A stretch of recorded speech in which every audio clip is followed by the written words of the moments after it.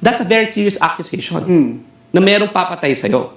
Right? And if that's gonna be the case, tama yung antics, that i-report mo sa NBI, pangalanan mo, pakita mo yung mga ebidensya, because no one should tolerate threats against sitting legislators. No? So we're not tolerating that. Pero, antics ba ito? Totoo ba? O nagpapaawa effect? Yun ang hindi natin makita kasi ayaw niya naman ipakita yung ebidensya kung saan nagagaling itong mga threats na ito na magpapatayin. At saka, ngayon pong nararanasan ninyo yung mga ginigipit.